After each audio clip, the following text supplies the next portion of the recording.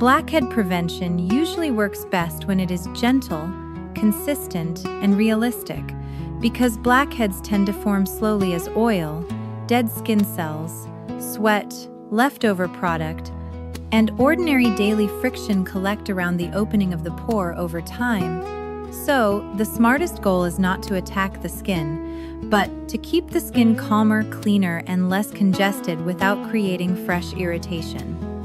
A simple routine is often more effective than an exciting one. Cleanse the face in the morning and again at night with a mild cleanser and lukewarm water, because very hot water can strip the skin barrier and leave the face feeling tight, dry, and more reactive.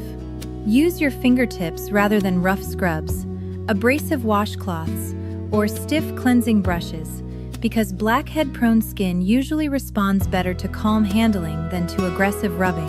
If you sweat after exercise, yard work, housework, hot weather, or a long day under sunscreen and makeup, it helps to rinse or cleanse the skin as soon as practical, because sweat mixed with oil and residue can sit on the surface and add to that heavy, clogged feeling. Avoid squeezing, scraping, pinching, digging, or trying to force blackheads out at home, because that often causes more redness, swelling, irritation, lingering marks, and regret than the original blackheads ever caused. Choose non-comedogenic products whenever possible, including moisturizer, sunscreen, makeup, and hair products, especially if your hair touches your forehead, temples, or cheeks.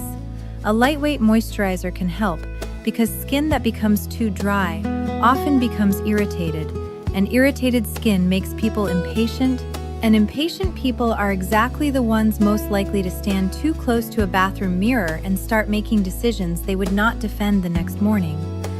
If you use over-the-counter acne care, it is usually smarter to begin slowly with one well-chosen active ingredient instead of layering several strong treatments at once. Salicylic acid may help keep pores clearer, and adapalene may help reduce clogged pores over time, but patience matters more than panic. Improvement usually comes from steady use over time, not from one dramatic weekend of treating your face like a chemistry experiment. Remove makeup before bed, change pillowcases regularly, clean the things that touch your face often, like phone screens, eyeglass frames, hat bands, and helmet straps. Keep heavier oils and styling products away from acne-prone skin when you can. Try not to rest your face in your hands for long stretches while reading, thinking, worrying, driving, scrolling, or politely listening to a story that should have ended 15 minutes ago. Stress management matters too, not because stress alone causes every blackhead, but because stress often leads to poor sleep, rushed cleansing, more face touching, more picking, skipped routines, and the kind of late-night bathroom behavior that always feels strangely productive until daylight arrives with a very different opinion. Diet does not need to become a courtroom trial, but hydration, regular meals, moderation, and decent sleep support better daily habits overall. If blackheads are stubborn, widespread, mixed with inflamed acne, or simply not improving despite a sensible routine, professional guidance may save time and frustration. Prevention is rarely glamorous.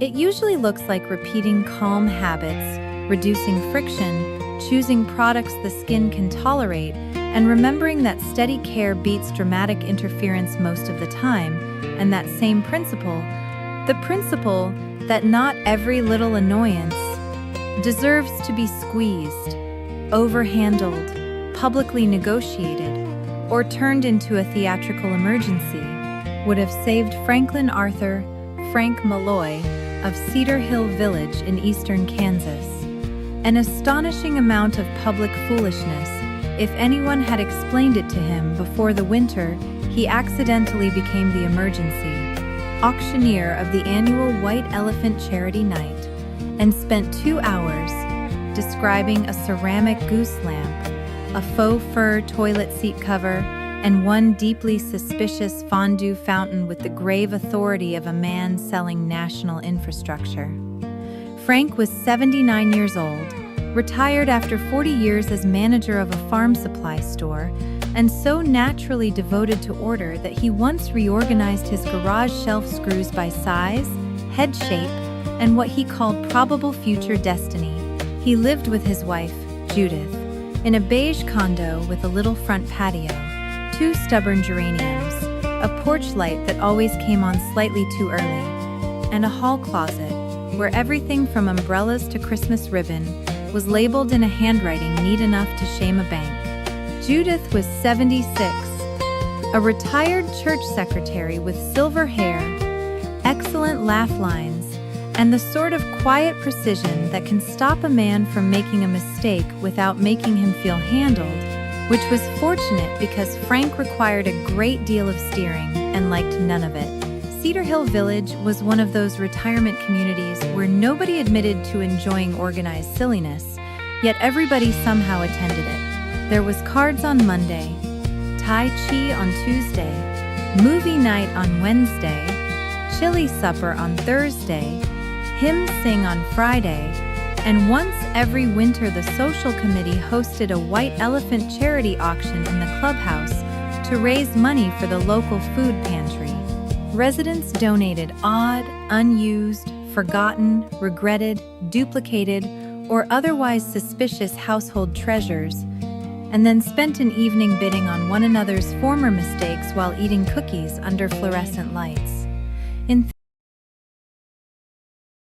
It was the most anticipated social event of January, partly because it was for a good cause, and partly because older Americans love 2 things more than they admit: a bargain and seeing what nonsense their neighbors have been hiding in the guest room. Frank hated the white elephant auction in principle. He believed that most of the items should have been discarded 20 years earlier, that no home needed novelty slippers shaped like lobsters, and that any gathering where people shouted bids over a waffle iron with no visible cord discipline was one gust of fade away from becoming a legal cautionary tale. Judith loved it. Judith believed a little absurdity was healthy. She also believed that every year Frank claimed not to care, and then spent the next 3 days giving detailed opinions about which items were underappreciated and which bidding wars had exposed moral weakness in the community. Frank's closest friends at Cedar Hill Village were Leonard Briggs, 80, retired plumber, hard of hearing except when gossip involved baked goods; Millie Carver, 73, former beauty salon owner with sharp eyeliner and sharper opinions; and Walter Boone, 78, widower, retired mail carrier, wearer of Western shirts, and owner of a laugh that sounded like a screen door and a trombone had raised a child together. The regular auctioneer was a man named Charlie Pruitt, 68, a cheerful former car salesman who could make a chipped gravy boat sound like a once-in-a-lifetime chance at dignity. Charlie had timing, volume, and the unearned confidence necessary to sell 6 ceramic chickens to people who already owned 7. The trouble began on a snowy Saturday afternoon when Judith and Frank arrived at the clubhouse carrying their donation. A bread maker they had used twice, both times with consequences. The room was already half full of folding chairs, long tables covered in donated items, coffee urns, and citizens pretending not to inspect the merchandise too openly. There was a brass eagle paperweight the size of a cantaloupe, a plaid blanket with fringe like a nervous horse, 3 decorative lighthouse figurines, a stack of VHS workout tapes, 2 mystery crockpots, 1 framed watercolor of apples, a basket of candle stubs labeled "For Crafting," and a lamp shaped unmistakably like a goose in a bonnet. Judith signed them in. Frank took one look around and said, "There are at least 4 items here that should never return to civilian circulation." "And yet," Judith said, pinning on her name tag, "by 9 o'clock some of them will have new homes and stronger backstories." At that exact moment, Dolores Henshaw, the event coordinator, hurried across the floor with a clipboard in one hand and sheer administrative alarm in the other. Dolores was 71, a widow, former credit union supervisor, and fully capable of running 3 people, 5 tables, and a raffle basket with the same voice. "Frank," she said. He stepped back instantly. "No, you don't even know what I'm about to ask. I know you're breathing. It's emergency breathing." Dolores pointed toward the empty stage. "Charlie has the flu. Real flu, not male weather flu. He called 10 minutes ago and says he can't auction, can't shout, and may no longer respect soup." Frank closed his eyes. "That is regrettable for Charlie, and unrelated to me." "It is directly related to you," Dolores said. "You have a strong voice. You know everybody's name, and you once sold 22 bags of fertilizer in 1 hour during a church lawn panic. That was a completely different crisis." Judith, who had now understood everything and was enjoying it far too much, set down her purse and said, "He does project well." Frank turned to her in betrayal. "That is not support." Millie drifted over from the dessert table and looked him up and down. "Oh, let him do it. He already sounds like he disapproves of every item. That's half the entertainment." Walter appeared behind her with a sugar cookie. "If he auctions that goose lamp, I want front row seats." Dolores pressed a stack of lot cards into Frank's hand before he could build a second refusal. "Just get us through tonight. Read the lot number, describe the item, take the bids, move on. You don't have to be charming." "That is the first accurate thing anyone said to me today," Frank muttered. The room was already filling. Chairs were taken. The coffee line was growing. The white elephant table stood loaded like evidence from a suburban shipwreck. And, because older Americans can smell an organizational emergency the way geese smell dropped bread, half the room had begun glancing at Frank, whispering and smiling. Judith leaned close and said, "You'll do fine." That phrase has never once improved my circumstances. It improved our wedding day. That was because I had no opportunity to flee. Dolores marched him to the front, showed him the microphone, the lot list, the bid paddle basket, and the little brass bell used to open the bidding. Frank looked at the goose lamp, the faux fur toilet seat cover set, the basket of mystery cords, and the fondue fountain that appeared to have been cleaned only in theory. "This is not an auction," he said under his breath. "This is a public confession with cookies." At 7 o'clock sharp, Dolores tapped the microphone, welcomed everyone, explained the food pantry cause, and then, with a level of enthusiasm Frank considered medically irresponsible, announced, "And stepping in to save the evening, our special emergency auctioneer, Frank Malloy." The room applauded so hard, his sense of betrayal went almost spiritual. He walked to the lectern with the slow, upright posture of a man accepting a burden handed to him by both fate and people with clipboards. He adjusted the microphone. It squealed. He glared at it. The room laughed immediately, which only deepened his suspicion that the crowd was not on his side. "Good evening," he said. "I am here under protest, and I will begin by informing you that no item on these tables has been quality inspected by me, though several of them have already raised concerns." The room broke into delighted laughter. Judith put both hands around her coffee cup and smiled the tiny pleased smile of a woman who had always known this would work. Frank took a breath and reached for the first lot card.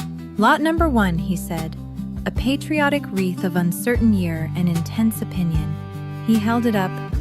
The room laughed harder. Walter raised a paddle immediately. $5, Frank said. "Thank you, Walter, for having the courage to display that in a month with no federal holidays." Bid, sold. Frank frowned slightly. That had worked. He moved to lot 2. A decorative lighthouse trio suitable for a shelf, a guest bathroom, or sustained regret. Bidding erupted. By the third lot, he had found the tone. He was not Charlie. He could not turn an item into a dream, but he could turn it into a very specific civic warning, and apparently that was even funnier. Lot 4. A basket of scented candles so mixed in identity that one appears to be vanilla, one is definitely apple cinnamon, and one may simply be anxiety. Lot 6, VHS exercise collection featuring women with shoulder pads and unresolved optimism. Lot 8, wooden duck wearing rain boots, I will not speculate. People were howling. Even the quiet table by the wall, where the widowers usually sat pretending they were only there for the brownies, had come alive. Leonard was wiping tears from his eyes. Millie laughed so hard she had to steady herself against the bid paddle basket. Dolores, from the side, looked like a woman watching a fire accidentally heat the whole house properly. Then came the goose lamp. Frank held it up by the base and stared at it with the exact expression of a man examining evidence that should have been buried in court records. The lamp was cream-colored, ceramic, bonneted, and wore a painted blue ribbon around its gooseneck, as if it had opinions about town zoning. The shade was floral and slanted slightly left, either from age or attitude. Frank looked at the lot card, then back at the goose. Lot 11, he said slowly. A lamp that can only be described as emotionally committed. The place exploded. He lifted it higher. This is not merely a lamp. This is a judgment you plug into the wall. Judith nearly fell sideways laughing. Whoever owned this previously, Frank continued, was either very brave or had lost a family argument in 1987. Paddles shot up everywhere. It became the first true bidding war of the night. $6, 10, 15, 20. Millie shouted 25 just to see what would happen. Walter countered with 30 because, as he later admitted, the thing had nerve. The goose lamp sold for $42 to Mrs. Pennington, who announced she intended to put it in the guest room, so people understand immediately they are not home. The applause lasted almost a full minute. Frank set down the lot card and muttered, "I need water and better neighbors." But there was no slowing now. The room had tasted momentum. Lot by lot, the evening became its own kind of comedy review. A mystery toolbox sold to a man who already had two. A basket of inspirational mugs ignited a theological bidding war among the church ladies. A pair of Christmas oven mitts, shaped like Santa pants, was sold with Frank's commentary that no casserole deserves this level of narrative. Then came the faux fur toilet seat cover set, pale pink, still in the package, and apparently preserved by decades of private shame. Frank held it at arm's length, looked over the room, and said, "Lot 23. I am going to read the package directly because improvising around this seems dangerous." The room was already laughing. He read, with the solemn cadence of a judge issuing a sentence, "Plush bath elegance set, includes lid cover, seat cover, and contour rug." Then he lowered the box and added, "I believe the phrase bath elegance has been stretched past recovery." At that, the whole clubhouse shook. Dolores had to lean against the punch table. Even the men at the back, who had been pretending this was all beneath them, were openly wiping tears. Frank continued, unable now to stop himself. "For those concerned, yes, it is pink. For those more concerned, yes, it is furry. For the truly troubled, yes, there is matching rug support." Someone shouted, $10 for the courage of the room, and the bid took off. It sold for $28 to a woman who said she was buying it. Ironically, which Frank declared was not a recognized bathroom category. The first half ended with the fondue fountain. No one trusted it. The cord was intact, but judgment was not. Frank tapped the stainless steel tower with one knuckle and said, "Lot 31, a monument to parties that became more complicated than the room deserved." He peered into the bowl. "I cannot promise this machine remembers its purpose, but I can confirm it has presence." Frank had now become a phenomenon. People who had only come for coffee and charity stayed for the next item because they wanted to hear how he would describe it. Judith sat in the second row, watching the crowd watch her husband, and felt the warm, familiar pride that comes from seeing someone accidentally become more himself in public than he ever intended.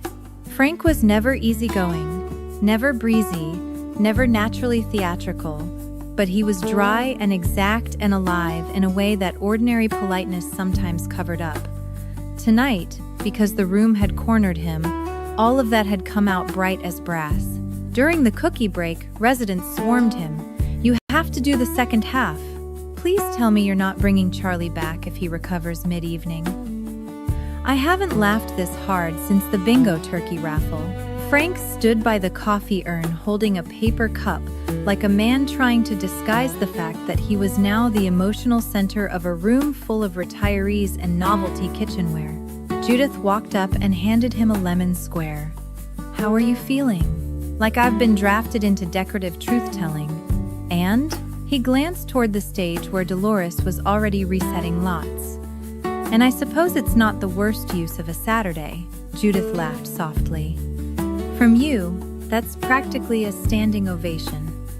The second half began even stronger, because now the crowd knew what it was getting and wanted more of it. Frank no longer needed to warm up. He had fully become the emergency auctioneer no one had asked for, and everyone adored. He sold a set of commemorative spoons by calling it silverware for memories nobody can prove. He moved a ceramic mushroom stool by saying, "For the porch that says I have stories and weak boundaries." He sold an electric foot bath with the disclaimer, "This appliance is either relaxation or interrogation depending on water temperature." Bidding grew louder, funnier, and increasingly competitive. The rivalry between Millie and Walter turned into its own subplot. Judith bid once on a woven picnic basket, and Frank sold it to her with the comment, "Going to the woman most likely to actually use this without turning it into a decorative misunderstanding." Then came the mystery trunk. It had been placed at the back under a lace table runner like a shy heirloom, though nobody actually knew what was inside, because the donor card only said assorted good things. The trunk was painted green, trimmed in brass, and just large enough to invite every wrong assumption. Dolores had saved it for last on purpose. "Close strong," she whispered as she set the lot card beside him. Frank read the card, looked at the trunk, and immediately distrusted both. "Lot 47, he said. "Mystery trunk. Contents unknown." The phrase "good things" has not been independently verified.